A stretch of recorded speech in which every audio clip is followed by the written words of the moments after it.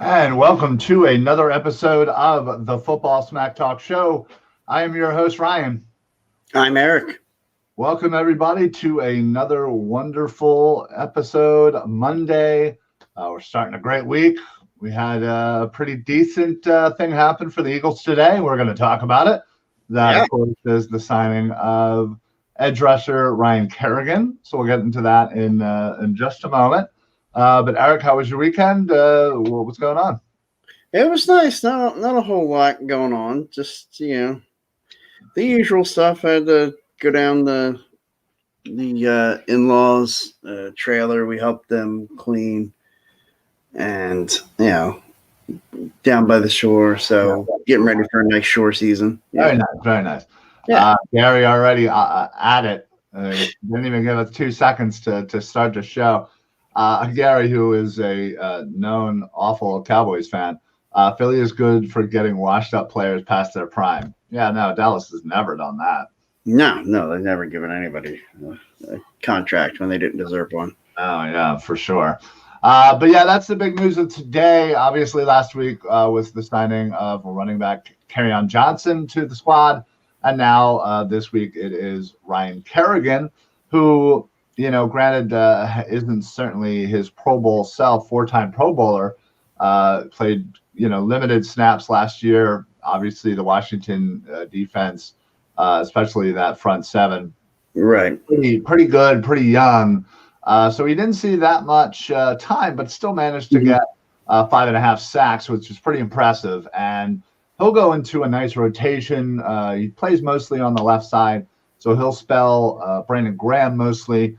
But Graham, Barnett, Kerrigan, and Sweat is a pretty decent four to second squad there. And when you want to go when you're in passing downs and you want to have Kerrigan and Graham on the same side, they're probably your best rushers. Mm-hmm. Exactly. I just think it provides a nice depth. It provides a good veteran on the squad.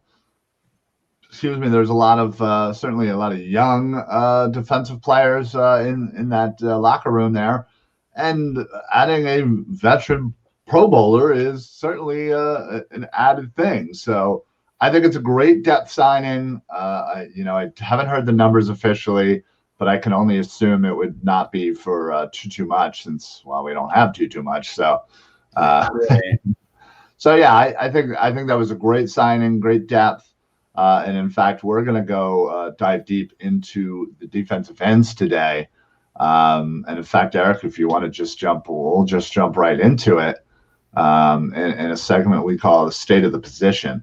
So each week we'll kind of break down a specific position group on the Eagles. Obviously, with the addition of Ryan Kerrigan, we'll certainly dive into the defensive ends, as I assume that's where he'll mostly play, is defensive end. Right.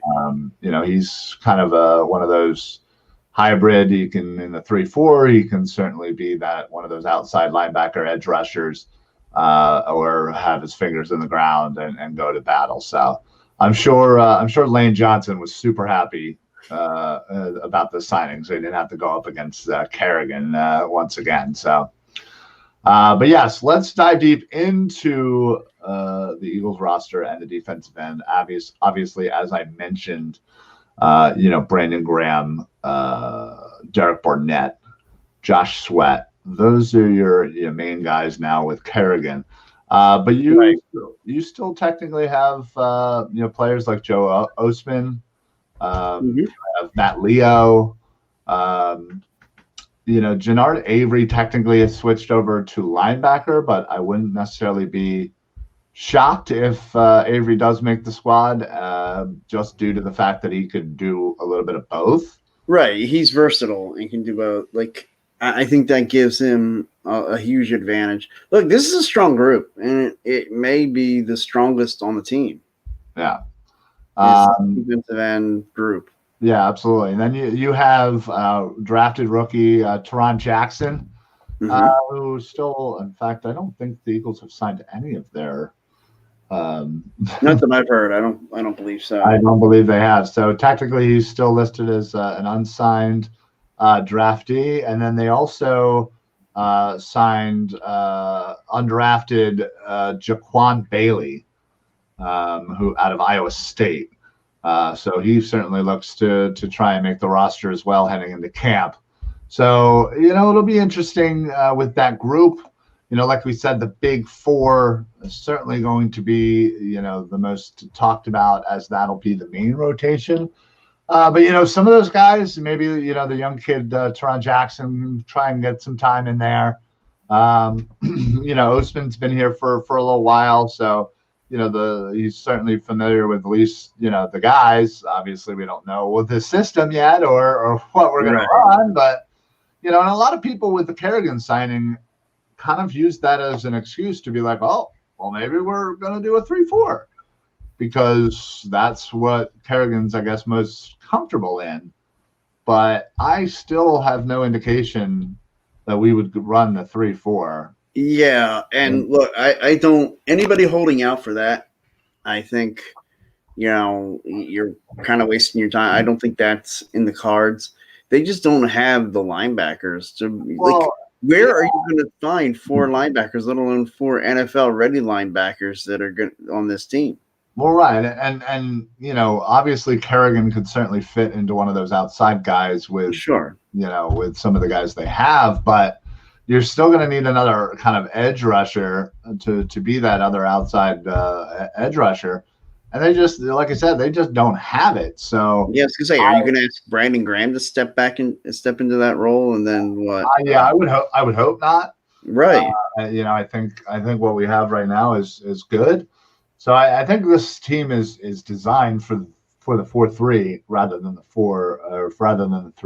Right. So maybe another signing or two might change my mind, but I don't think we have the room. Yeah, I feel like this would have to be a decision they made back in February. They wanted to well, right. I mean, they certainly. I would hope they know what they're doing. 3-4, 4-3 at this point. They're just not sharing it with us. So, yeah, that would be pretty bad, wouldn't it? Yeah, I mean, look, a new coaching staff. I wouldn't blame you for coming in, looking at your roster before you make that decision, but. At this point, you should have seen your roster, knowing what you're doing. Yeah. I mean, I'm sure they know, even though they have not shared that with us. Right. Now, so obviously, the starters, assuming the starters are who we think they are, Brandon Graham, who, by the way, is 33 years old. Sure. So not great. You're definitely going to need to replace him. Obviously, Kerrigan, is an older player, and this is not a long-term fix. This is definitely just going to be kind of a one and done, I would assume, unless he's very successful. And we'll wants to come back and do another 1-year deal next year. I think a lot of people are trying to fit the old Chris Long narrative into that as well once they heard about Kerrigan. I see some similarities with that. Sure. I mean, I'm okay with that. I just let's not expect too much. Well, don't expect the Chris Long productivity. I mean, I think the leadership you can expect. Sure. Because Ryan Kerrigan was an absolute leader on that defense in Washington. Right. Oh yeah. I mean, he's all-time leader in sacks for them. Yeah. He's just a great player. He did just absolutely terrible. One thing I learned by browsing Twitter and seeing some people's Twitter exchanges: don't try to say that Ryan Kerrigan beat up on Lane Johnson, because he will come at you if you say that. Yes, he will. So I liked it. I think it was a good signing. I think it's certainly something that we needed to add a little bit more depth in that line, but. It still comes back to the fact of what are we doing at CB2? What is going to be that quarterback? And now with another signing, how much money do we have to really get, somebody signed? Now, as I proposed last week, I think that's probably going to happen after anything may happen with Zach Ertz.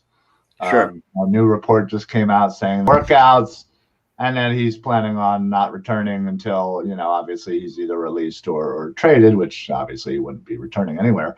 But Right. so Unless for some reason all of a sudden the Eagles get back in there and say, "Hey, how about a new contract?" yeah, right, yeah, wouldn't that be something? But That'd yeah, be so that money off the books would certainly help alleviate crazy. cash to sign CB2, which is something that we desperately need. Well, if they were to make a deal to try and like maybe make a trade to get a cornerback to like, I know we've speculated a lot on the Zach Ertz value. I wonder if he could be a part of any of those deals.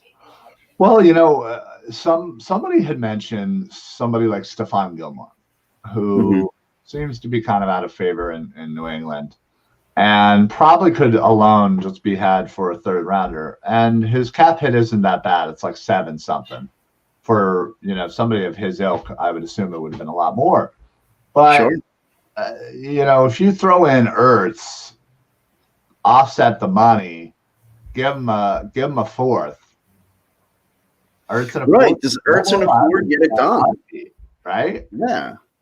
So, maybe the Patriots are holding out for a lot more value. Maybe Ertz and a third might do it, but still, I think I would explore that. I would still do that, and that Bill Belichick's going to get all he can out of Zach Ertz. Sure. Considering that they have a nice young quarterback there, they have Cam Newton for another year before I would assume before the kid steps in. But I think that could be a trade that works out for both teams, and we could have a year or two of Slay and Gilmore, which would solve all of our problems in the defensive backfield. Absolutely. I don't understand I don't understand why this isn't big, this isn't more talked about. Like the cornerback now I know I talk about cornerbacks all the time. Sure. But I mean, they're going to have to figure it out. And thankfully, we don't have a game till September, and you don't have to worry about that just yet. But yeah, a long time before we got to figure that out. But sure, but if you don't start figuring that out, if you don't start working on that, man, it'll get late early. Yeah, all of a sudden you can be up against it, and it's guys are reporting to camp, and it's okay, what are we doing about the second cornerback spot? Because I don't want to go into September with Avonte Maddox as the number 2 corner. I'm not comfortable with that. No, I don't think anybody should be. That's definitely not going to be a recipe for success. And if that is what we end up doing, we're probably going to have to lean on, the rookie McPherson to try and, step up, hopefully. And yeah, it could be really ugly, honestly, especially considering who we play early in the season. Oh, I know. We play a lot of teams with a lot of weapons. I mean, Atlanta has Julio, who has Ridley, who has whoever ends up getting covered by the second corner in that game, Ridley or Julio, man, they're going to go off. Yeah. So, and then you have, Deebo Samuel and Kittle the next week. You're eventually running into Dallas, who has, a couple of weapons there. You have Kansas City, who has a couple of weapons there. It certainly could get ugly real quick. And that's something that, I think we've been saying on the show for quite a bit. And it's, as much as we keep saying it, nothing's happened. So I'm not sure what Howie's thinking. Obviously I understand that, they're a little cash struck. But the only thing I could think, especially with bringing in a guy like Ryan Kerrigan, what do you do when it's okay, we want a corner, we really can't get one. What's the next best way to help out our cornerbacks? And that is to go out and get an amazing pass rush to take the pressure off those corners. Yeah. I mean, and that's what the Kerrigan signing, to me, that's as much to help your defensive backs as it is to help out the defensive line. Yeah, I mean, it's when you have 1 week position, really puts the pressure on the other spots. And when those other spots aren't the greatest, and they have that pressure of trying to cover Sure. for a bad position, it really is. It could get so ugly quick, and it's really an easy fix. You just need to bring in somebody who's somewhat competent at on the outside to be the CB2. I know there's not like just everyone flying. Yeah, I know they're not falling off trees, but right, but the kid from Pittsburgh, Nelson, I think would be fine. He's a free agent. He's still talking with teams. Obviously, the trade market. Outside of Gilmore, I'm sure there's probably somebody around. What Richard Sherman even. I know it's not necessarily a popular name or a sexy name anymore, but he's somebody for a year that you could plug in. Maybe, again, if he wants to kind of prove his worth, do a 1-year deal and try to get another, one last contract for himself before he retires. So, well, and I think the way he's at right now, he's got to understand that what he's going to get over the remainder of his career is 1-year deals from teams that are just looking to say, hey, can you plug a hole for us for a year? Yeah. Yeah, no, absolutely. Absolutely. So, I mean, where would you put the defensive line group as far as like if you were rating them? As compared to what? Within the other position groups on the Eagles or in the NFC East or? Well, it's just, I mean, we started this segment by saying it's the state of the position. Okay. What do you think the state of the defensive line position is, in particular defensive ends? I think, well, in the defensive ends, I think, we have good depth. I think we, once Brandon Graham falls off, which is bound to happen. I mean, sure, you can't keep doing this forever, but he's 33 years old. He makes a good amount of money. You need to take the steps to try and replace him at some point. I would hope that would be, within the next year or so, because I don't know how much longer he's got. So if Brandon Graham's not there, it's going to be, pretty darn ugly. Mm-hmm. No offense to Derek Barnett, but let's be honest. He hasn't taken that step you needed. He hasn't lived up to the expectations. Mm-hmm. And Josh Sweat obviously has played well in the limited minutes, but there's a reason he has limited minutes. There's something that's there that isn't, clicking, or he's not able to beat out Derek Barnett for full starter minutes. So that has to tell you something, and some of what it could tell you too is Derek Barnett was a first-round pick, and so he gets the benefit of those opportunities. I don't think he has that benefit anymore. So maybe Josh Sweat wins the starting job, and Barnett. Well, I mean, hey, if Josh Sweat goes up there and wins the starting job in camp, he probably doesn't have that advantage anymore. But I'm saying over the last couple of years, as far as the reason why Sweat hasn't gotten those opportunities previously, I think it could be because Derek Barnett's a number one pick, and they wanted that return on their investment. Yeah, well, I mean, I hear you. Howie's never won to admit defeat, so he certainly wouldn't. Not exactly his strength. Yeah, wouldn't want like to. Aside from handling contracts, what is his strength?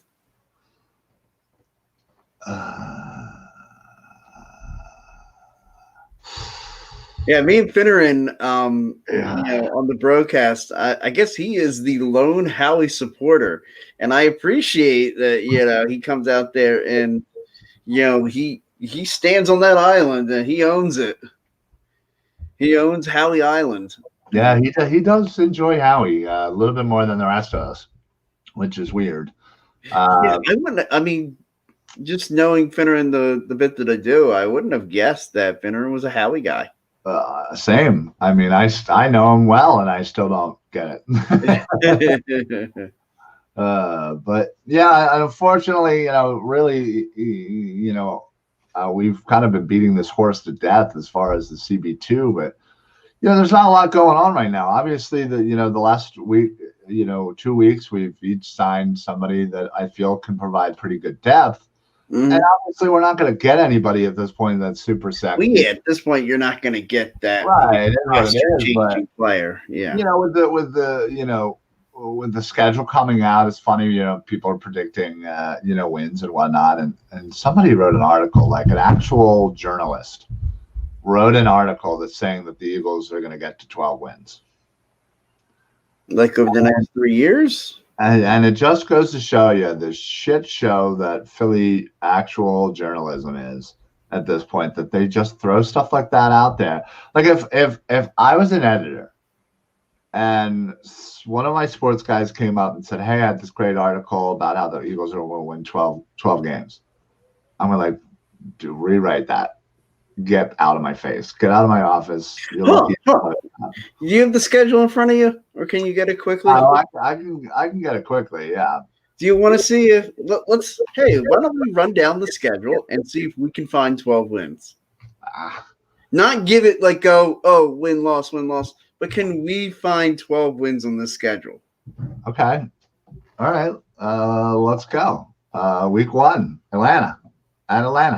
Look, I think they can win in Atlanta. I think that, like, if we're looking for 12 wins, I think that's one. Yeah, let's go with possible wins. Yeah. Yes, Atlanta is a possible win. Next week, home against San Fran. Nah, man. I don't see it. I'd like to see. To me, if I'm gonna say on a possible win, I gotta have a position group that I know we can win at, and I don't know that there's really a position group that we win at.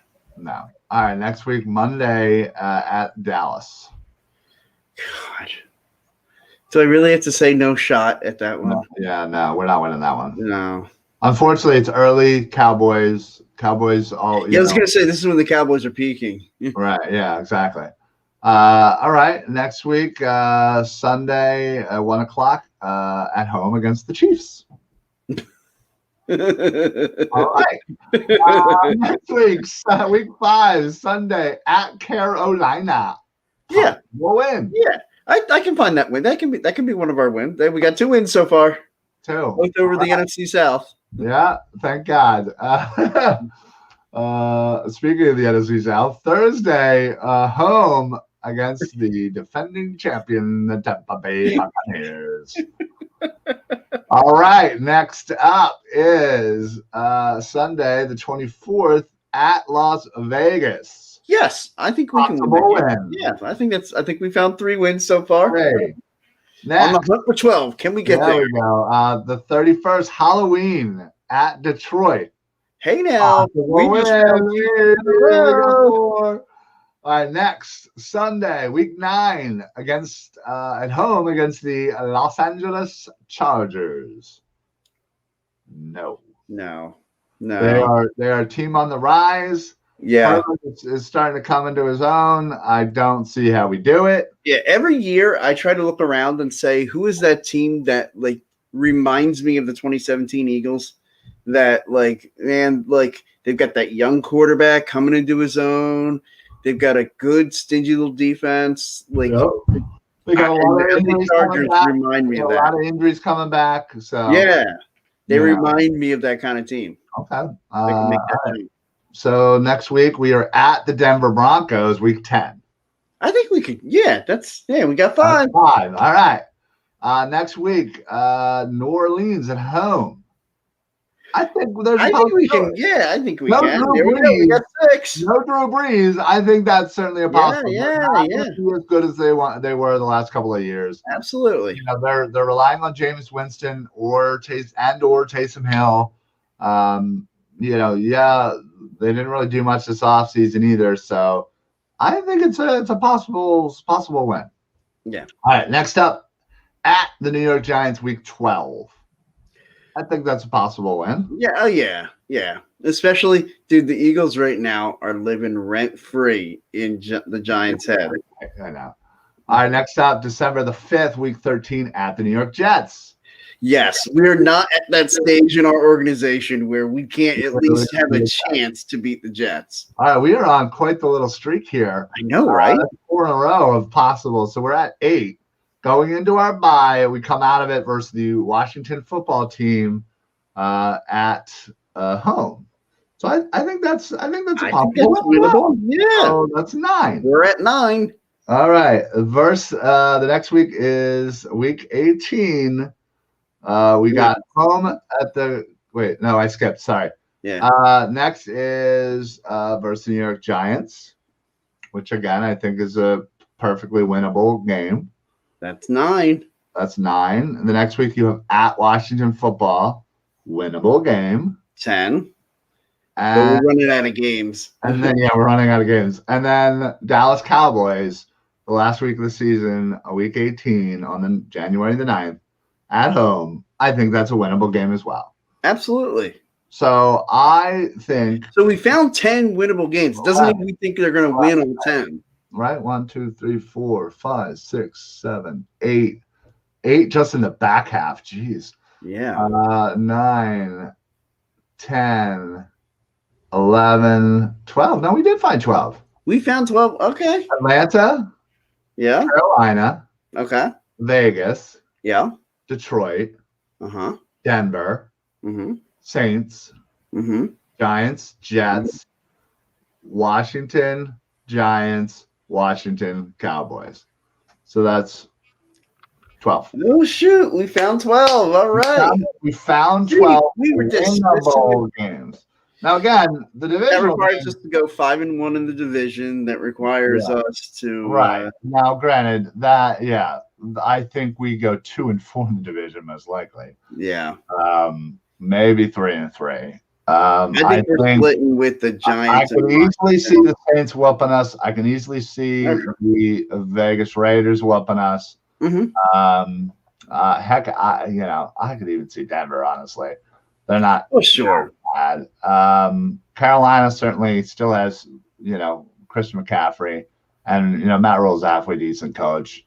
Atlanta's got an offense, man. They got an offense. They can put up some points in Atlanta. Right. So I could literally make a case that at most we could win 12 games if everything goes the right way. Sure. And honestly, I think there's a case at the lowest that we win 3 games. Oh God! Because we're not losing to the Jets, we're not losing to the Lions. No.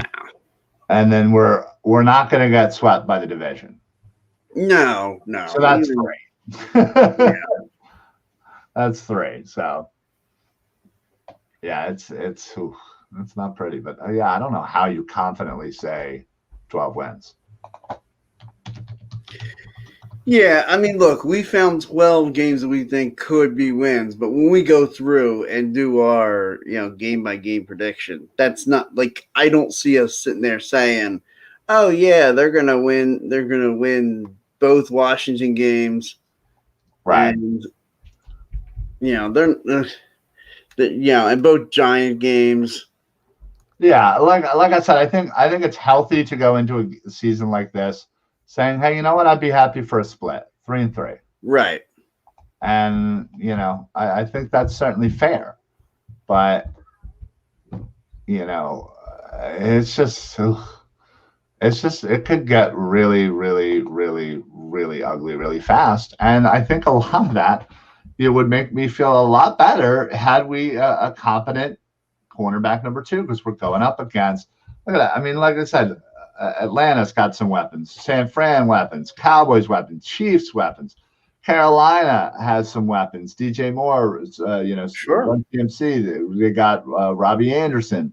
Didn't they just sign somebody else? Tampa Bay obviously has crazy amounts of weapons. Yeah. Vegas, they don't have the greatest weapons. Lions, they don't have the greatest weapons. Chargers got some good weapons. Mm-hmm. Broncos actually have a pretty good young receiving core. Saints have tons of weapons. Giants have they signed 500 wide receivers. The Jets drafted one. Got nobody. Washington's got some weapons. They just signed Samuel to go with McLaurin. That's it's not looking pretty. So, damn, the Super Bowl is February the 13th. Yes, day before Valentine's Day. Ooh, I do not like that. Nah. I do not like that one bit. I was hoping they were going to go second by and the next week, February 20th, and make a President's Day weekend.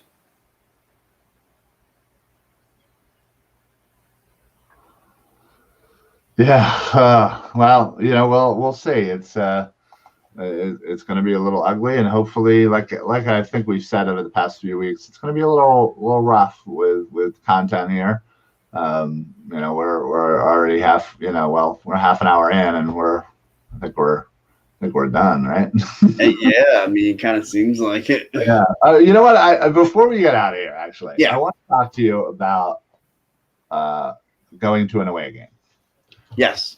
So everyone and their mother talks about Vegas, right? Yeah. And I desperately want to go there. And I desperately want to go to Vegas too. Yeah. But Vegas is going to be mad expensive. Yeah, it is.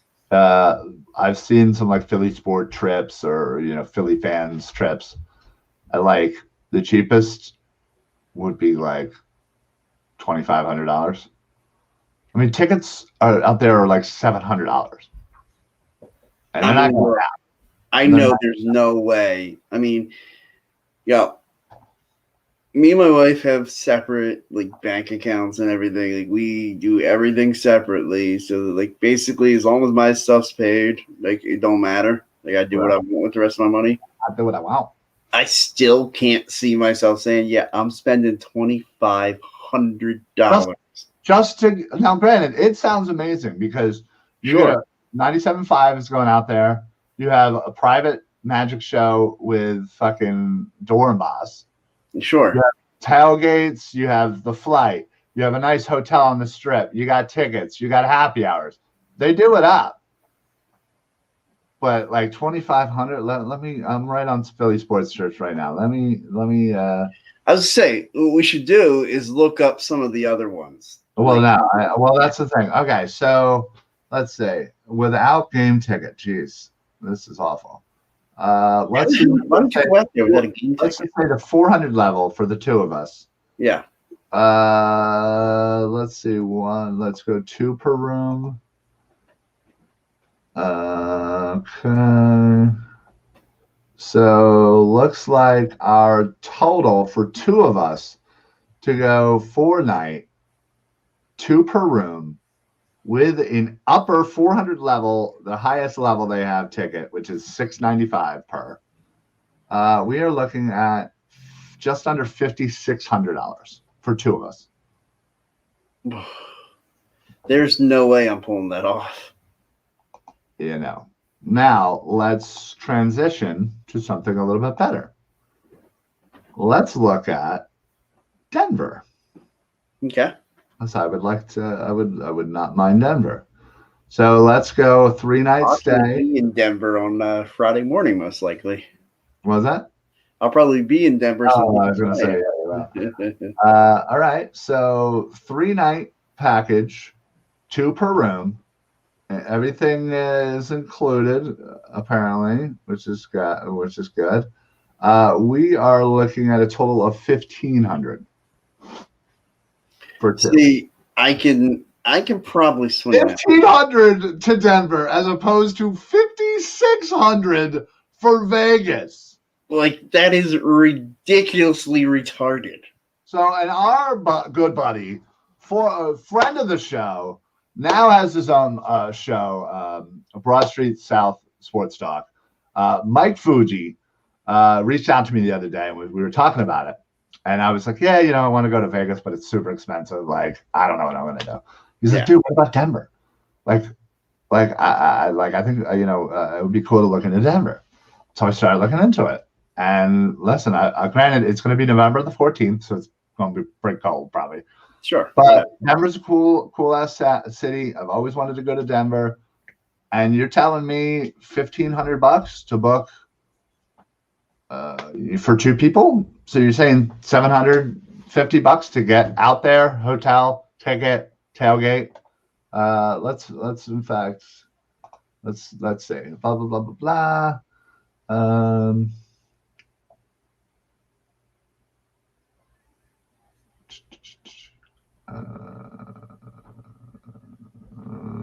Let's see. Package includes direct flights from Philly. Yada yada yada. Tailgates. There's tailgates provided. All this other good stuff. So transportation, ticket, tailgate, hotel. I think that's pretty good to me. So Yeah. I mean, let's say self-travel. Yeah, so it's even cheaper if you do self-travel, obviously, if you can find a cheap flight out there. But I'm pretty sure these flights are I'll drive out there.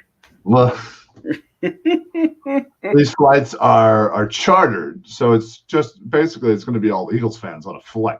Oh, that sounds freaking badass. Right? So listen. That does sound well. Let me tell you, the trip out to London with the Eagles fans that like, I mean, now granted, we did have some other people, like other than just us. Those other people, like, but it was mainly like the travel group that took over this flight, and it was fantastic, especially on the way. Well, on the way there, everybody's so pumped. We're good. The Eagles cheers the whole time. It's like, we're flying over the Atlantic Ocean, and it's like, hour like 7 on this flight, and it's like someone just went, "Ee." It's like during the quiet time in the flight, they turn the lights down. Someone just, "Ee, hey." So I can't sleep sitting like that. Like, so basically, I didn't sleep the entire flight over. Naturally. And so, of course, when that guy did I had to chime right in with him. Oh, absolutely. Yeah. I can't let that poor guy do it alone. All right. And I mean, I imagine I could probably reach out to some other people, see if they're interested too.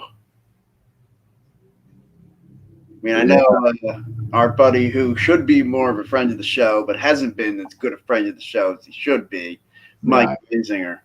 Yeah, I'm calling you out, punk, for not tuning in. Yeah, absolutely. He was all in on Vegas, and I've been like, when I saw the prices, I was trying to talk him off of Vegas because basically the conversation went from, "Oh man, dude, we go to Vegas, we go to the game out there." And I kind of said to him, just like, like, Vegas is always Vegas. Like, we can go another time. Right. So, okay. So, let's say 3-night full package on fans of Philly. 3-night full package with airfare, Friday to Monday, includes airport transfers, yada, yada, yada. And I read that wrong. My apologies. It was $1,400 per person, not total. Okay. Still much better rather than yeah. This is saying double occupancy, about a little under $1,200 per person. So it's a little bit cheaper for fans of Philly. And if we get 4 people into a room, it ends up being like $1,100. So we save $100 a person. Nice. Okay. So I think we should look into it. But all right, well, that's for another episode. We won't bore you with all. We don't want to bore everybody with our travel plans. Yeah. We do appreciate everybody for listening in. Thanks, Gary, for the awful comment in the beginning. You can straight to hell. Don't forget some of our other shows here on the Phillyverse Podcast Network. We have plenty of live shows. Obviously, Monday we have our show at 6. Following us in just about 45 minutes, you have the Diamond Club Podcast. Nice. After I eat, I'll sit down and watch that. Yeah, absolutely. Wednesday at 6, you have the Bald Eagle Podcast, which is all about the birds. You have Mike Sports, which is at 8 o'clock on Wednesday, all about the NFL and anything football, really. Thursday, you have the All Hockey, All Flyers, Tendies on Patterson at 5:30, and then the WWE Wrestling show, Tables, Ladders, and Chairs at 9. And finally, the last show of the week is the Philly Broadcast, a 4-for-4 show on Fridays at 6:30. So make sure you check them out along with some of our past shows.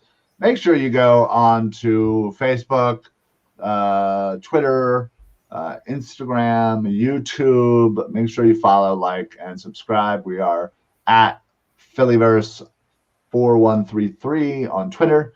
So make sure you follow us there. But yeah, that's it for our show. Not a lot to discuss tonight outside of Kerrigan. So hopefully we'll have a few more things to discuss next week. So check us out as we will be live once again at 6 o'clock on Monday.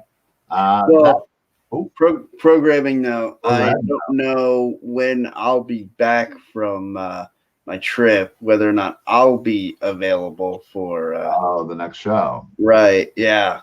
I can tell you that Mike Sports most likely will not be on this week, Understandable. as well as Tables, Ladders, and I was going to say definitely tables, ladders, and chairs. Well, we'll let you know. We'll keep you Yeah. up to date with everything like that. So yeah, but we'll be back to our normal shows in the next week. Yeah. absolutely. So, all right, everybody. Well, thank you so much for joining us tonight for another wonderful Football Smack Talk show. That's it for us. Eric, you got anything to add?